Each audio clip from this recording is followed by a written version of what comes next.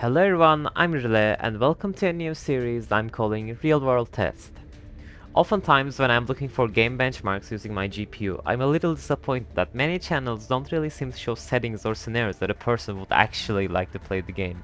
So I decided to take the matters into my own hands, and this is my first attempt with Subnautica 2. So right away, let's just go to the settings screen. First thing I want you to pay attention to is your resolution. It should match your actual screen resolution, and when I first launched the game, this was like a very weird resolution that didn't fit my screen at all. So I had to go to full screen first, and then after I went to full screen, I could change it to the proper resolution. For the frame rate limits, you should really limit it to 30 because you're not getting more with this GPU. You can turn off vertical sync if your monitor has variable refresh rate, which mine does. But if it doesn't, you may want to enable it. Motion blur will kind of help obscure the low frame rates for your eyes, so I recommend enabling that as well. And underwater blur just looks nice. For the upscale methods, we obviously can't choose DLSS, so you will have to choose TSR, but it looks fine.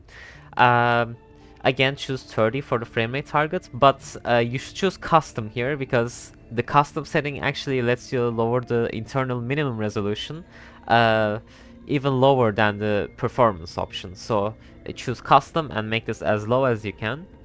For the settings, just choose medium everything, but you can make the textures a little higher since I have the 8 GB version of the GPU. And I made reflections and clouds lower because reflections hurt performance a lot in most games, and most of the time you'll be underwater, so no need to pour resources into rendering clouds, in my opinion. So these are the settings I used for my playthrough, which was around 40 hours long, and in my opinion it was a pretty enjoyable experience. So when we get into the game, I will just make a new single player game here so you can actually see how long it takes to load into the game. So let's do a new single player game.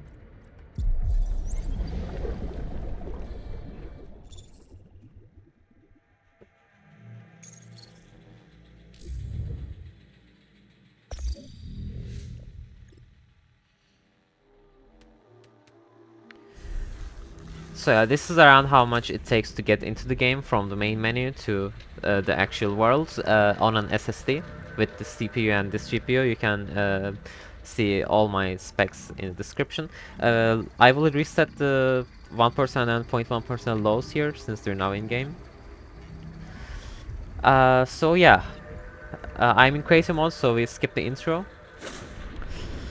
On the surface, you're gonna get a little lower FPS. There's no helping that. You'll just have to kind of deal with it. But once you're actually underwater, this first area in the game is kind of also the most demanding area. So if you can stomach the performance here, you will pretty much be good to go for the remainder of the game.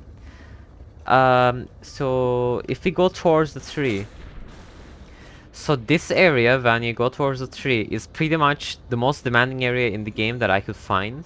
Around here, your FPS may drop to even lower than 20. As you can see, it's struggling a lot.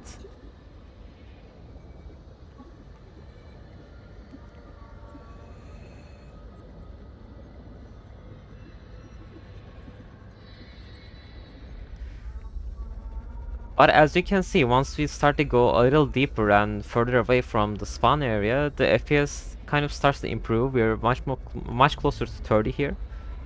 And keep in mind that I probably already put a disclaimer in the start of the video, but when you're not recording, you will get like 1 or 2 more FPS. So basically what I would say is use the settings I gave you if you want. If you're okay with lower graphics, maybe lower it a little bit further. But as long as you can stomach the first area, you can pretty much play the entire game with this GPU. As you can see, we're now in the hot area, and except for some occasional drops, we're pretty much very close to 30. So yeah, that's basically what you can expect with an RX 580. So it's future me here. I realize that a lot of you will probably be using a 1080p screen instead of a 1440p one. So I just made the game 1080p here, so you can see how much performance we're getting with the same settings. Just the resolution is a little lower. So this is around the starting area of the game. And this is kind of the direction where it starts to get a little more demanding. And as you can see, we're much closer to 30 as opposed to before, but it's still not perfect, but I think it's pretty playable. I mean, as long as you're not looking at the numbers and you're kind of used to low frame rate games, I think it works fine enough. So for a final verdict, I think I would consider Subnautica 2 on RX 580 playable, but don't expect too much. I hope this video has been helpful, and I hope to see you on my next videos on the channel. Bye!